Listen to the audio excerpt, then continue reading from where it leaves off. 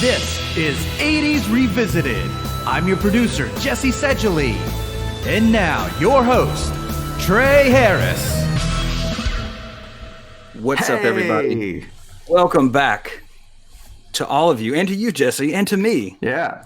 To 80s Revisited, the new format. Gotta bring up that energy. Quarantine edition. Because we're not 101 anymore. Gotta overdo it. It's hard to get excited when you're sitting Indian style, though. I feel like I should be meditating. Yeah, there you go. Or something. And my child's sleeping upstairs, so. Oh, right. Yeah, but never. She could sleep. She slept through a jet landing, so I'm not too worried about it. Yeah. But anyway, welcome back, everybody. Good to see you. I'm here, 10 pounds heavier in my body, 5 pounds lighter on my head. There you go. With this quarantine haircut. Jesse, how you been? I've been all right. Not much to report here. Staying alone. Me and you have corresponded via Warzone. Yeah, that's true. Call of Duty. So, but all you lovely people out there, it's been a while. Now, of course, like, oh, wow, you've been on quarantine, Trey. Why haven't you podcasted more? Well, I've caught up on video games, comic books, everything else. Moving. And just spending time with my baby. And both my wife. Moving across the country. Little baby. And moved, of course, now I'm in California. Mm-hmm. Jesse's in Louisiana still. Two of the states most hard hit by COVID-19 as well. So I moved to one of the most beautiful states in the country. We've done. And are immediately quarantined and can't see shit. Yeah. Gosh, I might as well stay in Louisiana. Yeah, you may as well. It's just nicer here to walk around outside for our daily walks as opposed to where we're in Louisiana. Humidity and all that, yeah. Zero humidity. So, wow. A little can't complain about that. Weather's been good, though, actually. It's been like 70 lately.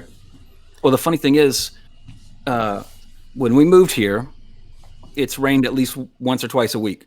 In fact, there was a lady that we met passing who was saying, "It's never rained this much, and I've lived here 13 years." I'm like, we brought it to you. Yes. The swamp people have done this. Exactly. We wanted to come to the better weather, and we brought some rain with us. But on the plus side, here, usually the mountains are all brown. Now they're green. It looks like Italy. Yeah. So that's the cool part about it. But anyway, enough of that bullshit. We'll do that at the end of this episode because y'all came here to hear me blabber and go on tangents while talking about an 80s movie. And we're not doing a film today in terms of a theatrical release because it's Star Wars Day. And we've already done the Star Wars trilogy. And as we all know, there were no other Star Wars films in the 80s, but there was a plethora of droids and Ewoks. And then there were two made-for-television movies, one in 84, which is one we're talking about today, and then the sequel in 85. But the one we're talking about today was originally called just The Ewok Adventure, rebranded later as Caravan of Courage, which I don't like the alliteration in the title. Ewok Adventure is enough. So it's catchy. The sequel is called Battle of Endor. So Ewoks, the Battle of Endor. So you got the Ewok Adventure, Ewoks Battle for Endor, or you have Caravan of Courage, Battle for Endor. However you want to word it, we're doing the first one. This one, of course, let me step back again to a proper introduction. I'm your host, Trey Harris. Oh, there you go. With me, as always, from across the country this time, my producer, Jesse Sedgley. Yes, I am.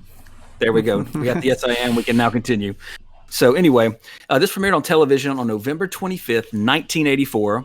And even though it's a TV movie, IMDb and Rotten Tomatoes still have scores for them, which is great.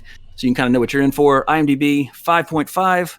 Rotten Tomatoes, 23% critics, 44% audience. So the general public is meh. As far as that goes. I have no idea on the budget because it wasn't, again, it was not a theatrical release. So no opening gross, no domestic gross, no worldwide, no rentals, because it wasn't even available on VHS until like a decade or so later.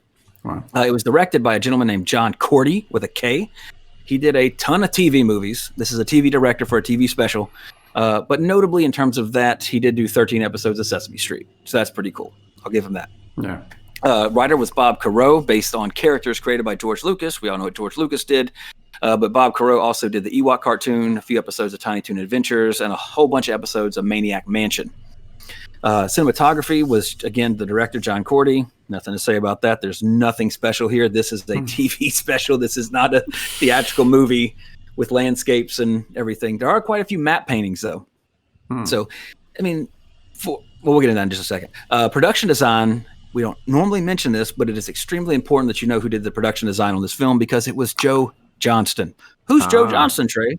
Well, he was the art director for the original trilogy. So you have that Star Wars, what's the word I'm looking for? Not Hereditary. Connection. Association. Association. There you go. That'll work. That wasn't the exact word, but it's in the ballpark. Thank you, Jesus Christ. Anyway, but most notably, he's gone on to be quite a very good director, in my opinion. He did The Rocketeer. He did the original Jumanji, Honey, I Shrunk the Kids. And most kids these days would know him from, he did Captain America, the First Avenger. So he went on from, worked on the original trilogy, art director, production designer on the Ewok Adventure. We'll keep that low on the resume. Right. But then directed, in my opinion, some really fantastic films. And films that I think have a good direction in them in terms of, good eye, good cinematography, all that kind of stuff that makes a film memorable as opposed to some of the other stuff. Yeah. Now, starring, I know you're wondering, who played in this action-packed extravaganza? Thought my wife was doing something or throwing something at me. That's the stairs right there, by the way. I can see that. It goes shh, shh, shh. So we always throw stuff down right there. So anyway, sorry about that distraction. Eric Walker, of course you've heard of him, right? No, you haven't, because he only played in this and The Battle for Endor. He did some other stuff, nothing notable except maybe Less Than Zero. You might have heard of that one. He's also the first character named Mace in Star Wars, predating Mace Windu, not in the Star Wars timeline, but in reality. So Aubrey Miller was Sindel with a C, not to be confused with Sindel from Mortal Kombat. Pretty much she just starred in the sequel to this, and literally that's it. She did do some editing on something, and that was it, but it was nothing I heard of. I didn't even bother mentioning it. So, but hey, you got to star in 2 Star Wars movies, so that's, most people cannot say that.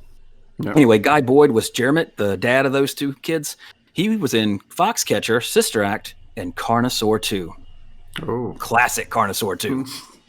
I'm going to massacre this first name, Fionla Flanagan. She was Katarine, the wife, the mother of the 2 kids. Now, she did tons and tons of television. She's a television character actress, excuse me. A few of the things she did was Star Trek: The Next Generation, Dr. Quinn.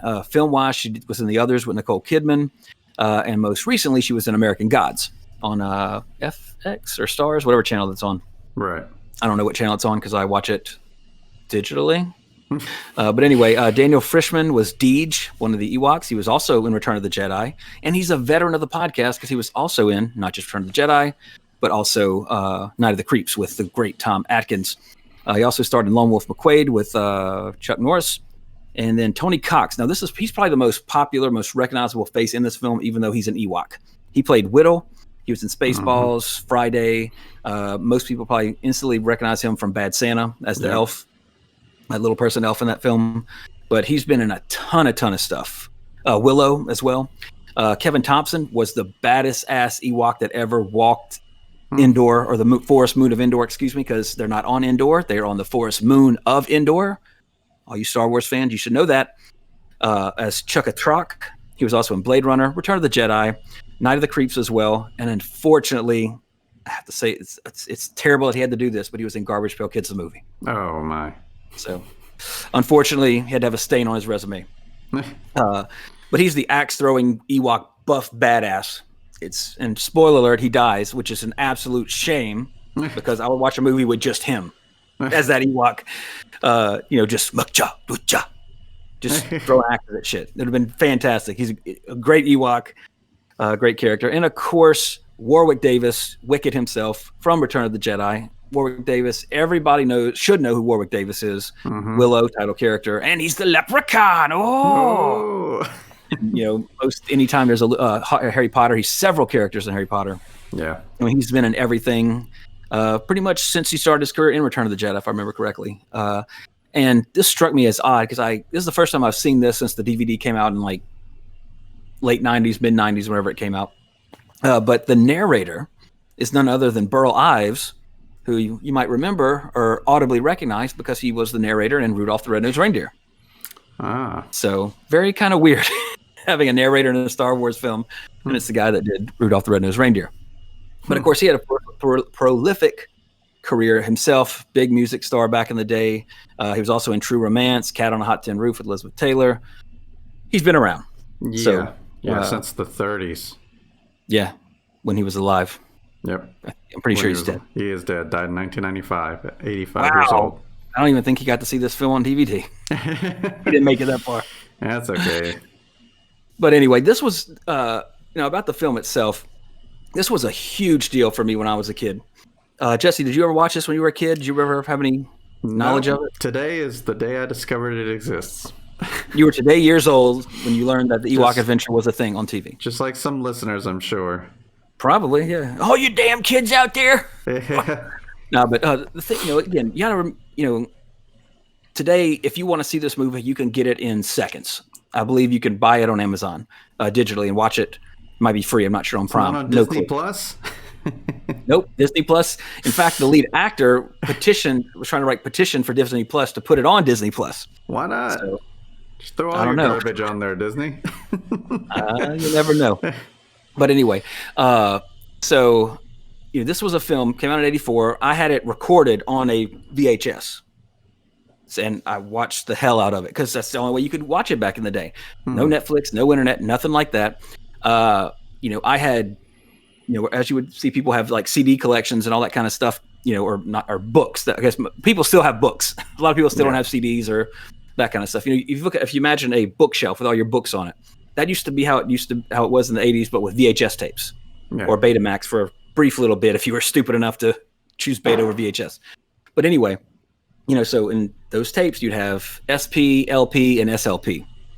I always use the SLP because I didn't care about quality. I wanted to get 3 2-hour movies on that tape. Right. So I can maximize what we had. Because they were expensive back in the day, especially in the early 80s. Now, by the end of the 90s, you get a 6-pack of VHS tapes for like $6. But it's so blurry. Yeah. When you go on YouTube and you'll see, stuff that was on VHS and does not, Now, we said this before. There's a bit of nostalgia to like watching like a horror movie like that, like with the little grainy, the little VHS blurps and all that. Not saying that's the best way to watch it, but every now and then, I don't mind a little bit of like, I remember having to watch it like this. That's all you had. There was no HD. You'd have a big TV back in the day in the 80s. It was cool to have a big TV, but you literally had to sit across the room, or it was just a blob. There was no HD. You saw the pixels, and the pixels of those TVs were the size of fucking cockroaches. Yep. So, but it hid the strings. But anyway, but this was something like, and if you missed it when it was the movie of the week on ABC, they might not broadcast it again forever. So it was like, they would have, you'd be watching whatever sitcom you're watching, Perfect Strangers. They advertise this Saturday, the Ewok Adventure. And then, if in 84, I don't believe the VCR was programmable to where you could set it to record on this date or this time. So it was like, okay, watching it. Got it too. Watching the clock. Here it comes. Record. Now, when I recorded stuff, at first, if we were watching it, I would try to like stop recording during the commercials and then start recording again to kind of save space on the tape. And then when you're watching it, you don't have to fast forward through the commercials. However, you always end up missing a few seconds of the movie. Because it's not like when you hit record, it's not instant. Right. VHS got to spin and then start recording. So I just said, fuck it, stop, record the commercials, which was great when you would watch them years and years later because you see all the old commercials. Yeah. All the old awesome He-Man commercials or G.I. Joe commercials, toy commercials were always great in the 80s. All the kids playing in these backyards that nobody actually had with jungles and foxholes and all this stuff. He's like, and then I go out in the backyard, try to dig a hole and get punished for it, for digging up the yard to play with my toys out there. Anyway, the Ewok Adventure, you either watched it and you saw it when it came on or you missed out. And this was Star Wars, so you had to watch it. And it was a big success. They had a sequel a year later. Again, monetary wise, I have no clue, how they justify what it made, but obviously it was, brought in the advertising dollars with the commercials and everything. So they got a sequel. But as a kid, this one, I loved it. But I mean, there were some scary parts in this thing for a 4-year-old. There's a scene where, let me kind of give a little brief synopsis. Basically, it's on indoor, and Wicket's dad goes looking for Wicket's missing brothers, and he finds a starship crash landed. So he goes and investigates, finds these 2 kids. Their parents were taken by the Gort or something like that, some weird name. It's a giant. Looks like a giant human bat, a Batman of sorts. They were taken by Batman. But anyway, so then the Ewoks, they befriend the children. They save the children because the Mace is a headstrong little punk. They befriend them. They go, we're going to save your parents. So they go save their parents. And unfortunately, the badass Ewok, Chuck-a-Throck, dies in the process, unfortunately. But nevertheless, everybody's happy. A la Return of the Jedi, the end of Return of the Jedi, the Ewoks are celebrating with the humans. Everything's cool. All practical effects, a lot of matte paintings, like I mentioned. It's got some great stop motion for the time. Again, stop motion was never great. Right. But it again, that nostalgia aspect of it, the primitiveness of it, it's stop motion, but it's still, that takes a lot of work to do. And in this film, it's impressive for what it is. Yeah. But lately we've seen some good stop motion though. In what? Kubo. That studio. I forget the name of that studio. But Leica, I think, is the name of it. Something like that. That's someone who took their time with it. Oh yeah, and then the size. I mean, that's a whole other league, right? In terms of like even what you would see in movies. Now, of course, Ray Harryhausen back in the day was a pioneer of that. But and I didn't know this, but I learned this when I was looking up the stuff about this. Is that this film did use actual stop motion, as in move it, picture, move it, picture.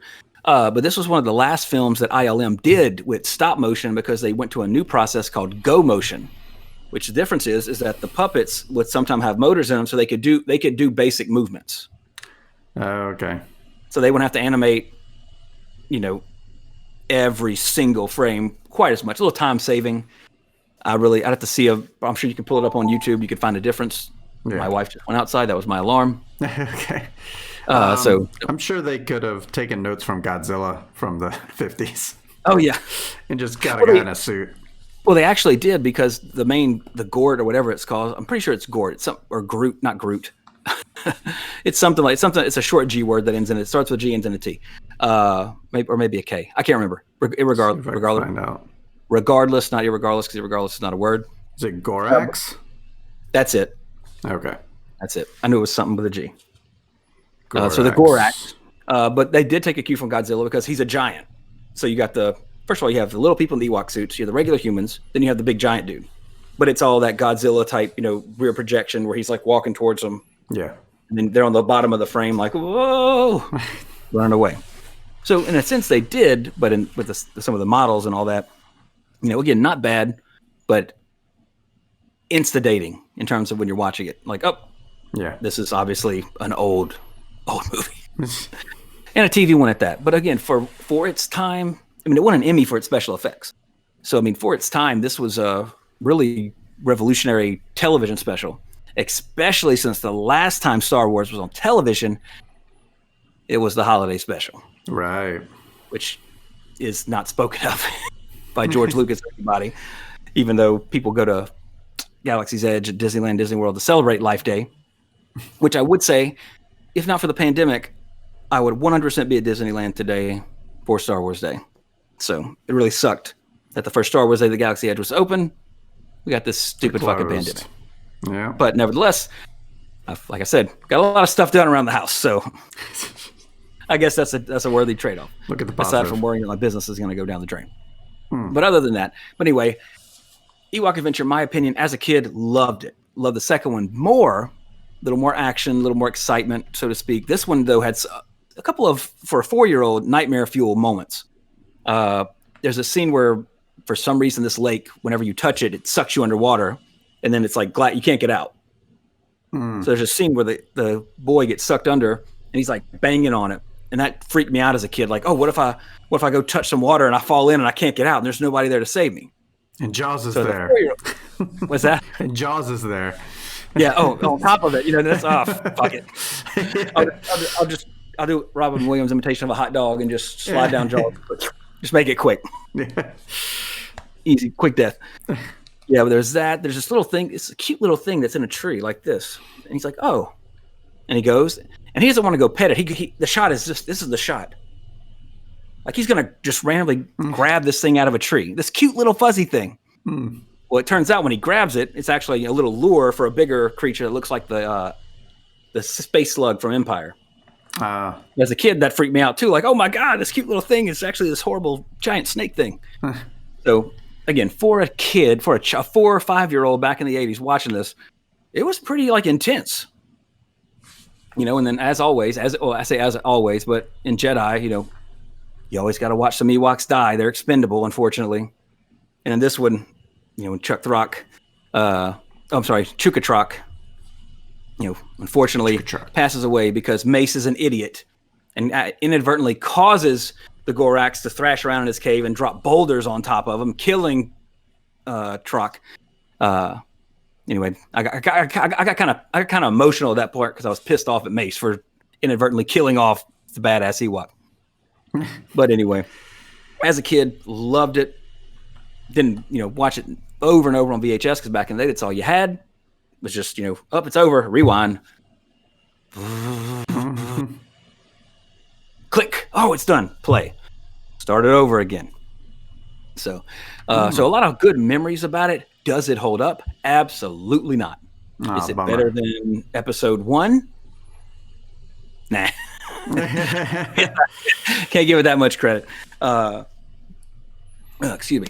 But it was still enjoyable to watch for me. But unless you're a big Star Wars fan and you really love the Ewoks, you're probably gonna absolutely hate it. But I mean, if you're a Star Wars fan, you should absolutely at least have seen it. Just like the holiday special, as bad as that is, that's kind of, you got to have your Star Wars badge. Right. And to get that badge, part of the achievement unlocked is have you seen the Star Wars holiday special without fast forwarding. If you can say yes, and you've seen the Ewok Adventure, you're an OG Star Wars fan. There you go. True fan. But these are I can't wait for Violet to get older so I can let her watch it and see what she thinks of it. Like, I think kids would love it because you got the Ewoks and it's very not Lord of the Ringsy, but there's A, B, C, D, E. Just do. Yeah. Nothing special in terms of that. Again, remember, TV movie. Right. For kids. This is not it was canon briefly. I say briefly until Disney bought it and I was like, nah, this ain't canon. It didn't happen. So, but anyway, a little bit of behind the scenes stuff. There's actually some interesting stuff with it. George Lucas actually wanted to make a movie for his daughter, Amanda, and she loved the Ewoks. So, George stroking his beard. Yeah. I think I'll do an Ewok project. Well, we want to do a 30-minute special, but the networks were like, we don't want a 30-minute special, but ABC said, we'll take a 2-hour movie of the week. So, Ewok Adventure. So they took a 30-minute idea, made it a 2-hour, hour and a half with commercials movie. Now, canonically, before Disney wiped it off existence and put it in the Legends category, it took place between Empire and Jedi, which doesn't make sense because Sindel teaches Wicket English, and he doesn't speak any to Princess Leia in Return of the Jedi. He's very shy. Yeah, he forgot. Then over the course of 2 years, and you don't even know where these humans are. So even though their ship crashed on Endor, the forest moon of Endor, they're still there, or they died between that brief window between the movies. Now, supposedly in one of the matte paintings, Winnie the Pooh's in a tree, and every time a matte painting popped up, now again, there is no HD version of this. It's never been on Blu-ray. It's just VHS, DVD rips, so to speak. You're watching a DVD version, and every time a matte painting popped up, I paused it and okay, because I could not find any substantial evidence online that said, oh, there he is, or where this even came from. But it's on IMDb. If you know where Winnie the Pooh is in a matte painting in this film, please let me know. Send that screenshot. Because unless you actually look at the actual, if you were at an exhibit and they had the matte paintings, here's the matte paintings from an Ewok Adventure, to where you could actually look at the painting, but you can't see on the low res that this film is available in for us at all. I thought this was hilarious. Then the film kind of opens after the credits with Wicket's father doing some hang gliding. Well, at Lucas's suggestion, it was an actual hang glider dressed in a pilot dressed as an Ewok. So imagine you're and they filmed this just north of me here in Marin County, California. completely from there. I'm just hiking in the woods. All of a sudden I look up and there's an Ewok in a hang glider. I'd pay money to see that. Yeah. Oh, holy shit! I'm on the Forest Moon of Endor. What happened? There's a fan film for you. I'm walking in the woods and I somehow magically I'm on the Forest Moon of Endor. Let's see. The voiceover narration was actually inspired by the voiceover in wildlife documentaries, which makes sense at first because as I was watching again for the first time in probably 20 years, I was like, wow, wait, I don't remember a narrator, but the Ewoks don't speak. Well, they do speak like, uchap, uchap, uchap, much like the Wookiees in the Star Wars special, which went on for 30 minutes with no subtitles. So I was like, oh crap. I know there's people in it, but I don't remember like how the talking picks up. But it does. So the narration's mainly in the beginning, just kind of setting the stage. Right. Oh, this is Wicket. Here's his parents. Here's his numbskull brothers that can constantly trip over each other and are goofy, like the Three Stooges. In this case, the Two Stooges. Like I mentioned, it was shot entirely in Marin County, which is the home of Skywalker Ranch. And much of the action was shot in a public park called Roy's Redwoods, which contains 300-year-old sequoias, which... For your spelling lesson of the day, sequoia is the only word in the English language that has every vowel in it. Oh. I read that in a book, and I've always remembered it, so it stuck with me. So every time I see that word, I feel the need to educate people. Did you know?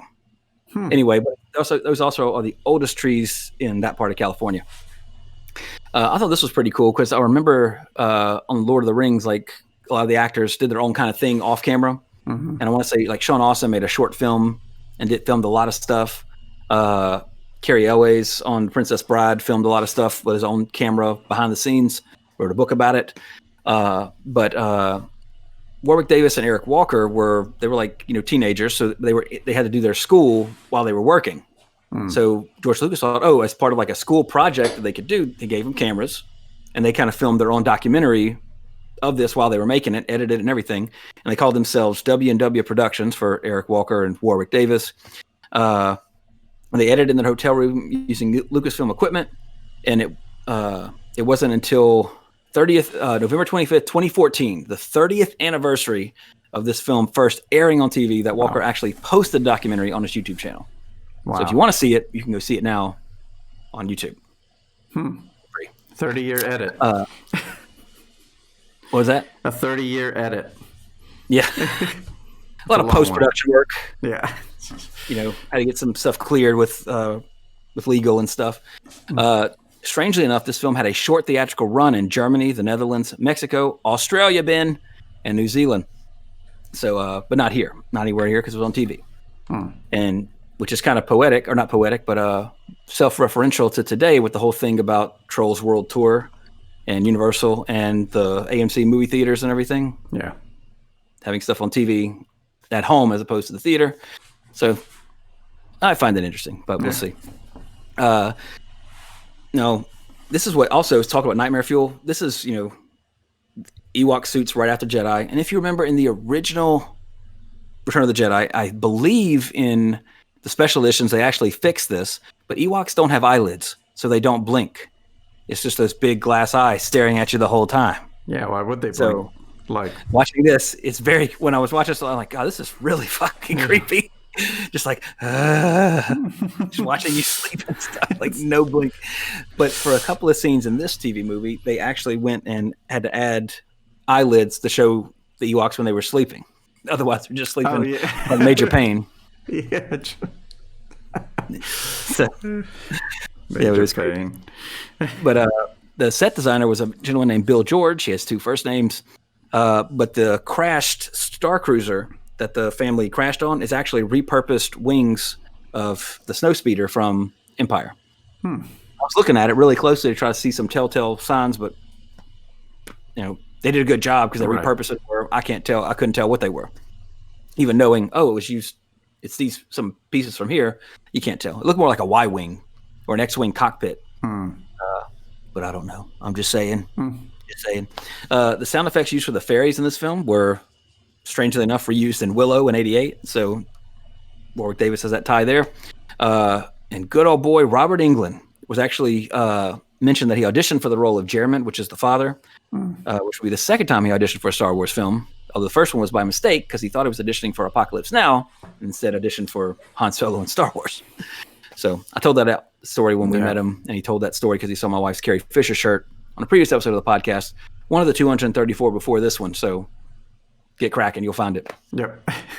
Anyway, I thought it would also be fun today to learn a few Ewok words that we can incorporate into our everyday vocabulary. There you go. Now, most Star Wars fans already know at least one, and that would be yub dub. Because they say it all the time in Jedi, like yub dub. That means hooray. So whenever you're happy, you say yub dub. Yub dub. Now, strangely enough, yeehaw, which sounds like yeehaw, is goodbye in Ewokanese, or Ewokian, or Ewokish, however you want to say it. Aka is all right. Gunda is good. So if something's good or yummy, Gunda. Feech is dang, or damn it. Lurdo is loser. Kush is who or what. If you're hungry, you want to eat, so you would say Rhoda. Yes is chak. Jeeks, Jeeks, is that. And if you want to reply in the negative, it's just din. So if you want to say, dang loser, eat shit. Now, the last word is going to be Huddies, because I know the word for shit in Huddies, because it's in the movie.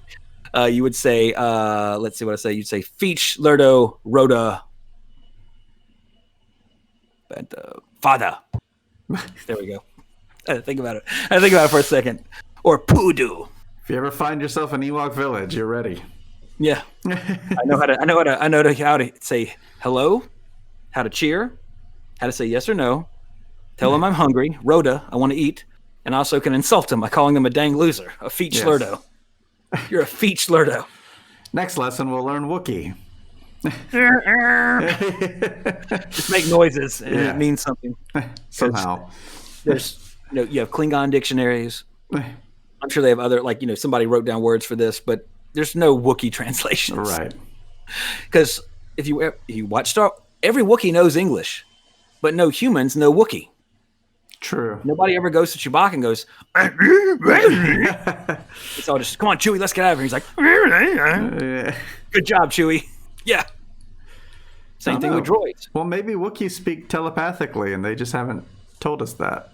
Are you saying they're Sasquatches? Yeah, that's it. That communicate telepathically and are just naturally blurry? The noises just happen. But, the whole time, they're just feeding to their brain. They do have big heads. Yeah. Proportionate to their body. I can't be the first one to come up with that theory. Well, it makes sense. Yeah. They don't have to say it. What is... we can argue. We're arguing from a realistic standpoint, but we're talking about a science fiction film. Yeah. So makes sense to me. Telepathy. That's how Wookiees communicate. The noises are just distractions. I don't know That's why. the sound of their brain working. Yeah. The brain actually makes noises like an engine. There you go. Score-wise, though, I would give this one a 5. If I just saw it today, it'd be less than that. But again, on this podcast, you can have a bit of nostalgia tainting everything, especially if I've seen it before. Wow. Because nostalgia it's a fucking drug. It's true. Objectively, you can see how I absolutely understand how people, that is the dumbest thing I've ever seen. I'm not going to argue with you. I'm going to say it's great. But as a kid, I loved it, and it scared me. And then as an adult, I'm sitting there watching, I forgot all about that. And I'm instantly taken back to sitting there with a blanket and a bowl of popcorn, watching it on VHS. And to me, that's worth it. But again, you don't have that connection, then it's going to be a piece of shit to you. And I understand. The problem is with Star Wars fans, a lot of them, Star Wars has never done anything bad. There's never been a bad Star Wars film. Yeah, there has. Sorry. Now, OG trilogy. Right. OG trilogy is good to go. Yeah. Not the special edition. OG trilogy. The VHS versions, the original untainted, which you can find on certain sites. The despecialized edition in high definition. Just saying. So, but anyway, yeah, it was a lot of fun to rewatch it. I'm actually excited to watch the second one because I have more of a fondness in terms of memory for Battle of Endor. Because once that one came out, I watched that one a lot more than I ever watched the original. So there's still so many fresh images, or not fresh. That's kind of a weird thing, but a lot of fond memories of that one more so than this one. Because this one, the only thing I really remembered was the giant Gorax at the end. It was pretty terrifying as a kid. But nevertheless, if you're a Star Wars fan, you should absolutely watch it. And if you got kids, watch it with them because they'll probably love it. And I think that was the key for it when it came out. Because, children of the 80s, we were, we grew up in the shadow of Star Wars. I wasn't alive when Star Wars was in the theater. I never saw the original release of Star Wars. I'm not sure if I was at a theater for Return of the Jedi as a 3-year-old. I don't remember. My parents don't remember either. I mean, the earliest movie memory I have was actually Ghostbusters, which is going to come in later in the Back to the Future segment as well. But anyway, so growing up in the 80s, like, we grew up in the shadow of Star Wars. We are children of Star Wars because that's all we had in terms of, movies. Like, name a movie series other than Star Wars at that time that was, as big to kids, I guess is what I'm trying to say. I mean, we still had good movies for kids with Willy Wonka and, all sorts of other stuff, kids movies kind of thing. But I mean, Star Wars was like, that was the first one that your parents liked to watch with you. Superman the movie was great, but it still really wasn't kind of a kid movie, which is honestly why I think Superman the movie is still really good because that's Pixar is a perfect example. It don't matter how old you are, you can watch a Pixar movie and there's something there for you if you're 50, there's something there for you if you're 10, there's something there for you if you're 5, if you're 70, if you're 20. There's always, that's what, no matter what, even cars. I hate cars. I don't give a shit about cars. I'm not a car person. Mm-hmm. But Cars is still enjoyable to watch because there's something there for everybody, and that's the genius of Pixar. And I think that's that's growing up with Star Wars, and you had that in a post Star Wars environment because it changed everything. But as a kid, it was always Star Wars. Was always, even no matter what new movie came out or whatever, it was every kid that you knew. You might have had your whole bunch of He-Man and all this other stuff for Saturday morning cartoons or Droids, and that was a cartoon in the morning. That always came on super early though. When I was a kid, like I always caught like just the end of it because didn't wake up that early. Right. Excuse me. So Star Wars was always big for an 80s kid. That was like, you had to know about Star Wars when you were a kid in the 80s because that was the big thing at that point. Yeah. Now, of course, earlier you were born in the 80s, the bigger it mattered. I was born December 24th, 1989. Yeah, you were born in the 80s. But you're not an 80s kid. You have to have some time in there to develop to be able to make that claim. Technically, I was born January 30th, 1980. Technically, I was born in I was alive in the 70s. Man, that was a crazy time. That was crazy. I'm glad I was in utero in the 70s because that shit was bonkers. No. Philosophically, it's crazy to think about. Well, I was around in 79. Yeah. Just like in terms, in generality, it's again, philosophical. But anybody in our age group, I mean, except Daniel, because he's a goddamn oddity, grew up with Star Wars. It was impossible. I mean, that was the thing. So all I'm getting at is, with all that explanation, is that as a kid in the 80s, like with the Ewok adventure, with the cartoon droids, even for kids that watch the holiday special, again, I was before my time, a couple of years. But when you watch it, this was Ewok Adventure coming on TV in 1984 was akin to when trying to download the trailer for Episode 1 when it came out on when there was no broadband. Right. Just waiting for it. And that was just one frame of the trailer. Oh my God! It's some tanks! It's some fucking tanks! Oh my God! What is this? It's a black screen. Oh shit! What's gonna happen? Who's this character? So. And I'm not complaining that there's anything different between now and then, but again, nostalgia clouds realism in terms, or reality, so to speak, in terms of like, it sucks that Violet's not gonna have to like work to get what she wants to see. It's just beep boop or Alexa, play Ewok Adventure. Right. Yes. Oh, speaking of, there's my Amazon package. Anyway, wow, quick. enough of that nostalgia stuff. But yeah, I mean, if you grew up with this film, you know it's worth revisiting, as the purpose of this podcast is. And if you're a Star Wars fan, absolutely, if you haven't seen it, you need to see it so you can add that to your little Empire ribbons, little things. You got to add your little Ewok one to it to prove it. And believe me, if you've seen the holiday special, this is nowhere near that. You're going from a steaming pile of Bantha Poodoo, Bantha Fada, to some finest Karelian wine. Wow. Between the Ewok Adventure and holiday special. But anyway, in the real world, this came out November 24th. Hold on, was it 24th? 25th? 25th. Nope, I'm sorry, 25th, 1984. The same day that Bob Geldof, Pink from Pink Floyd's The Wall, and Band-Aid recorded the #1 single, Do They Know It's Christmas in London, to raise money to combat the famine in Ethiopia, and was recorded November 25th, released December 3rd. On the same day that this premiered. So they all them fantastic musicians, Springsteen, Bono, all of them were in there, recorded the song, and they all had to get home real quick in their time zone so they could check the Ewok Adventure. It was a big deal, especially if you like Star Wars. They could add a or watch it has party. to make sure your wife or significant other recorded it for you while you were in the recording studio. Yeah. Otherwise, you missed it. So it's sort of like, it's even today, like the closest thing to this, like for example, Joe Bob Briggs is back on Shudder, free plug for Shudder and Joe Bob, with The Last Drive-In season 2. But every Friday night at 7 Eastern, our time zones are so fucked up now because everything is so early now over here. I'm used to 7, 8 o'clock is when everything comes on. No, now it's fucking 4, 5, or 6. Like, Jesus Christ. I gotta put the baby down. I'm trying to watch this pay-per-view, etc. So, but they air it live, it pre-recorded, but they air it at a certain time on Shudder Live TV. So it's actually, you got to be there when it starts to watch from the beginning for all the commentary and all that. The next day, it's up on Amazon. But they're speaking again from nostalgia. There's something about watching something live with, unfortunately, probably not millions for that, but hundreds of thousands of other people. There's just something about that you don't have that today. Now, in a sense, Rise of Skywalker just popped on Disney Plus today for Star Wars Day. Millions of people are going to watch it today.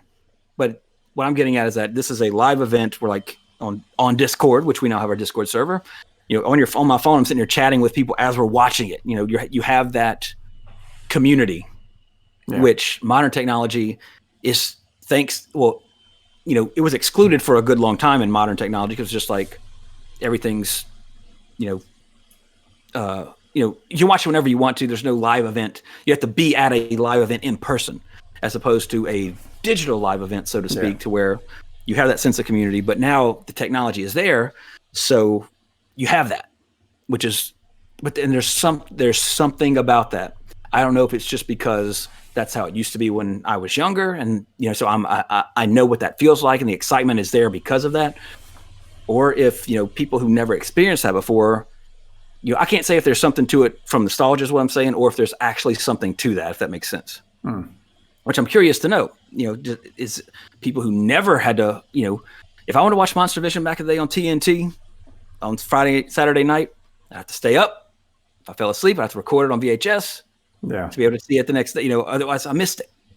Like, in fact, there's torrents online with not hundreds, but all the people that actually recorded episodes of like old Monster Vision and stuff like that with Joe Bob, where they're sharing the torrents because you can't get them. Like, it's lost to time. One of those things. So, anyway, kind of rambling on that. We got a lot of other stuff to talk about too. So anyway, Back to the Future this week. A lot of stuff to catch up on. In fact, first thing, Jesse, if you remember before I left, I mentioned that there was a Ghostbusters art book that was coming out that the publisher contacted us about. They were going to send us a copy. All right. And they did. And let me see. It is. If you're watching this on YouTube or Twitch, you can get a visual of it. It's a yellow you're gonna miss book it. With some 80s art, 80s colors with the Slimer there. It's cool. It's a coffee table book. I feel so important because I actually got the little blurb to read. There you go. Let's see. It's the Ghostbusters art book. I'm not sure how much you're supposed to read because it's the first time we've ever had to do this. So, but Eric Chang was the gentleman who worked for this company who contacted me to send a copy for review.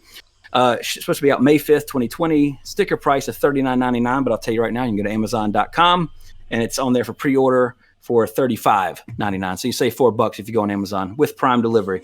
There you go. It's original, fully illustrated celebration of the iconic film franchise featuring hundreds of unique pieces of art commissioned from all over the world. Now, of course, this was sent out before the pandemic, so it also says Summer 2020's highly anticipated film Ghostbusters Afterlife, pushed to the fall from Sony Pictures in association with Bronze Studios, makes it the perfect time for fans of the Supernatural saga to add this must-have book to their collection. Now, you can kind of see behind me, which way do I need to move? Like, see, look, most of these are art books. Yeah.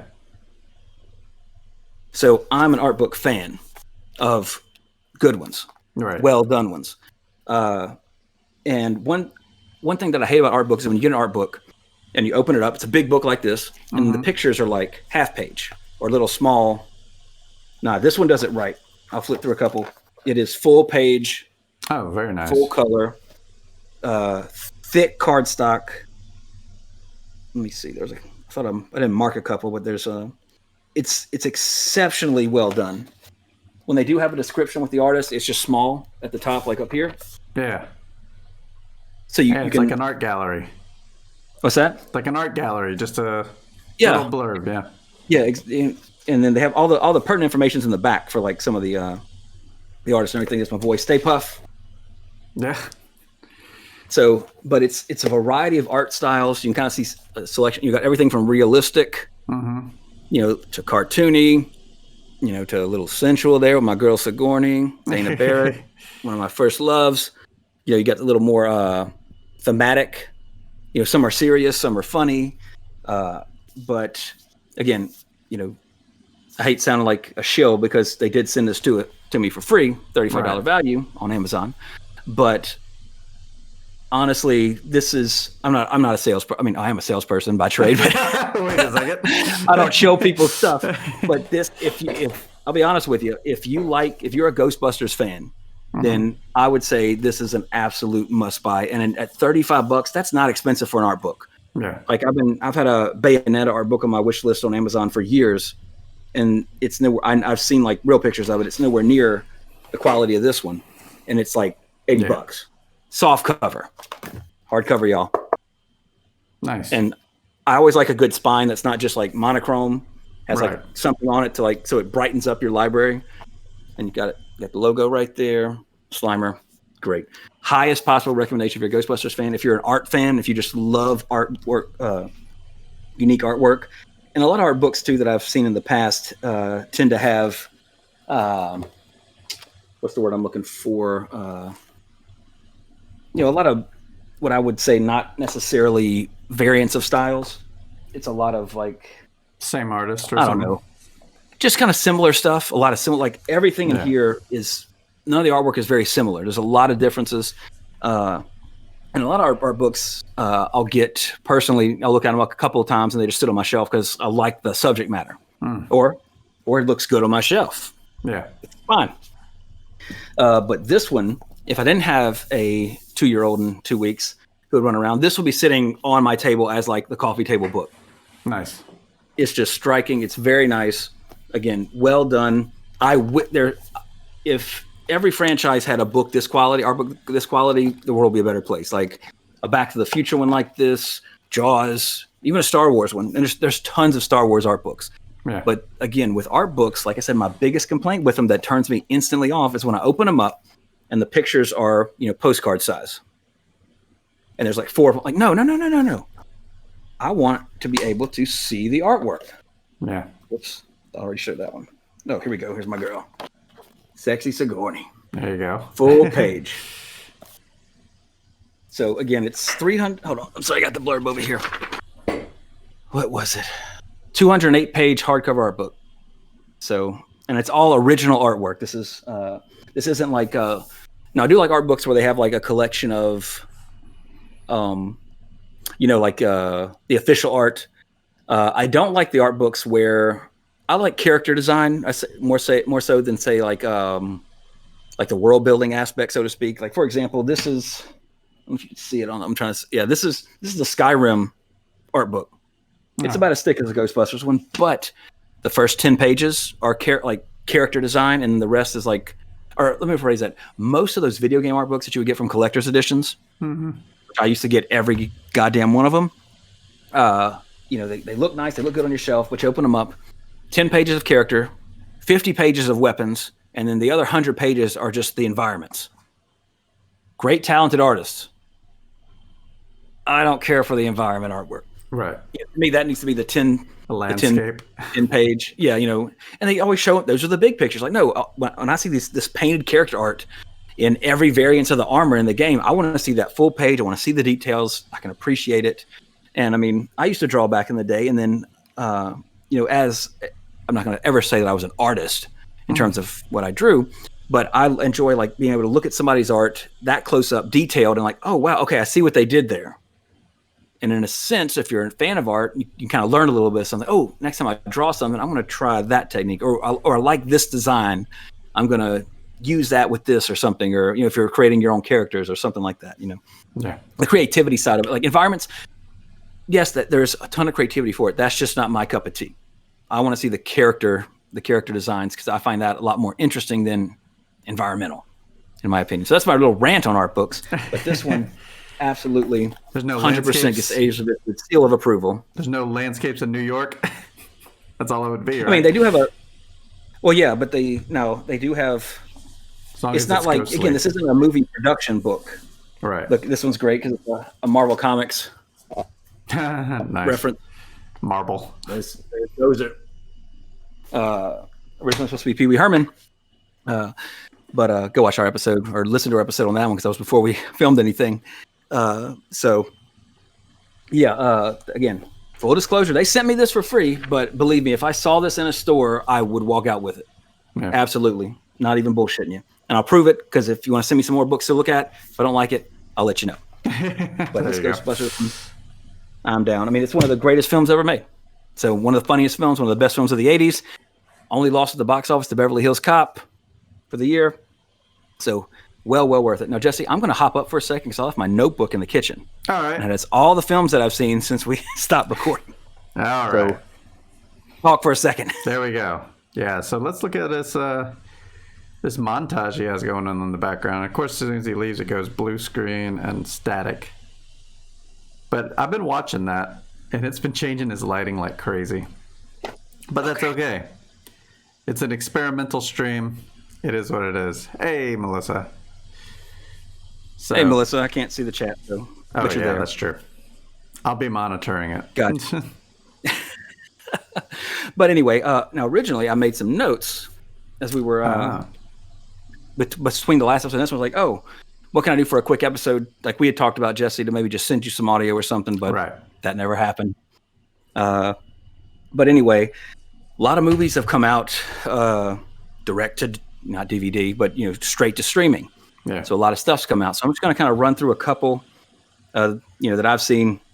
Oh, actually, the number one thing that came out since we recorded last that everybody and their brother has seen is probably Tiger King on Netflix.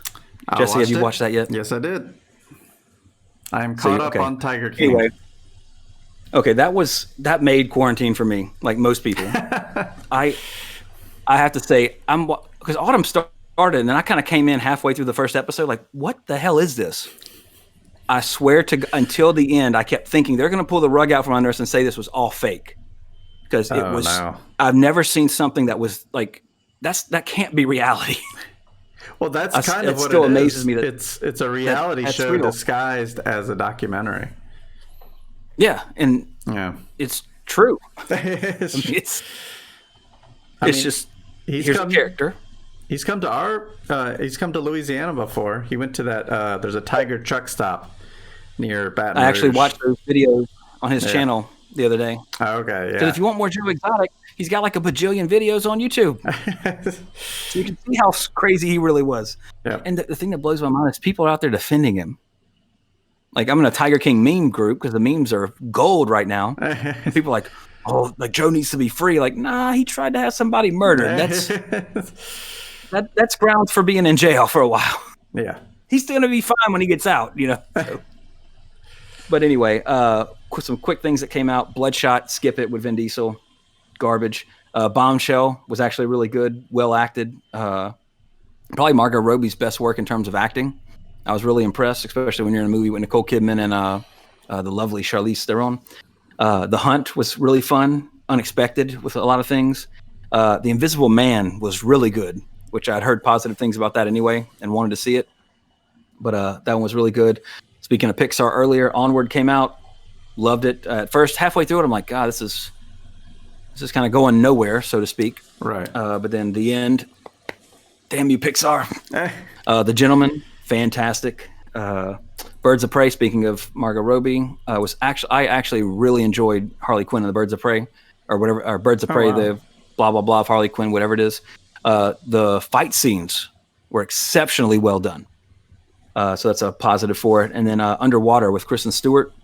Of course, a few years ago, we did 80s Revisited, went deep with our coverage of all those underwater movies that happened at the same time, same year of the 80s. This was very akin to that kind of genre movie. And if you're a Lovecraft fan, there's a nice little cameo at the end. Wink, wink. Mm. That other stuff came out recently. I'm trying to remember what else we saw, but that's kind of a lot of the stuff that came out when I wrote this a couple of weeks ago. Planning to do an episode then. So, yeah, that's kind of it. So it's good to be back talking and everything. Hopefully, once my wife gets back to work, we'll have a little more stable office, or much like Jesse's, because Jesse's somewhere to actually sit. Tried and true recording studio. So yeah, I'm sitting in front of my TV. So we'll get that. On my end, I'll get that straightened up so it looks a lot more professional and just more inviting and stuff like that. But I forgot last time. Shout out to our good friend Ben Wyatt in Tasmania with all of his podcasts. He's got like 5 of them still going. The only one I'm caught up with is the Bamcast, the Badly Awesome Movie Podcast. But Ben's on a couple of other ones, so definitely check him out and cheer him on with his wrestling. Doing a good job, Ben. In fact, you helped me win an argument against my father over the weekend because he's like, wrestlers aren't athletes. I'm like, Dad, let me tell you. Let me break it down for you. I have a friend in Tasmania. Yeah, he's younger than me, but in great shape. And he's mentioned before on the podcast his podcast when he was talking about it. Just running into those ropes was like one of the hardest things he ever did. Yeah. So I'm like, because my dad played college football, so he's like, oh, wrestling, that's fake. I'm like, nah, bro. The outcome is predetermined. That in-ring stuff, impressive. Not anybody can do that. But tell me when an argument with my dad, Ben, so I appreciate that. But did I forget anything, Jesse? Or no, I think that's pretty much it. We have a Discord channel. You can find the link on that on Facebook. And we have a spot for movie requests there and whatever else. We'll figure out more stuff. We just opened it today, so. Yep, in celebration of Star Wars Day. So since we're all stuck at home anyway. And then agevisit@gmail.com, message us on Facebook, Instagram, I think, all that kind of stuff. We're there. If you just one of those things, we'll get it. We'll be able to talk about it if you need something. Or like Jesse said with the Discord, he's helped out with that because all I knew how was to create one that was called Age Visited, and he handled everything else. So hats off to you. Headphones off to you. Yeah. For helping out with that, Jesse, and making us look professional because I'm such a noob with this shit. But now, hopefully we'll be able to do one next week too. I know we promised Bond for a while. I'm still working my way through those. Wow. Of course, with all the movies that I mentioned that came out on demand and everything recently, there was a plethora of those to watch and catch up on, so to speak. But as soon as I get into the 80s Bond, going through them chronologically, that will be the next series that we'll do. But we'll try to get some episodes in between while I'm working on that. So, and I guess everybody stay safe, wash your hands, maintain your distance, wear your mask in public, be safe so that way you can listen to more podcasts in the future and not be on a ventilator. Now's the time to wear that Vader costume in public. Jesse, I'm waiting for pictures of you in your dark helmet costume. Yeah, just the full thing. I've been going in my full exterminator gear. Like, there you go. Hardcore. I even wear the hard hat just because my mask fits better that way. But yeah, no regrets. Fantastic. Well, you and Melissa stay safe in Louisiana. I'll do my best to stay safe over here. And all of you stay safe wherever you are. And until next time, Cowabunga. And your name. Oh, yeah. Fuck. Anyway. Until next time, I remain Trey Harris. Jesse Sedgley. Cowabunga! There we go.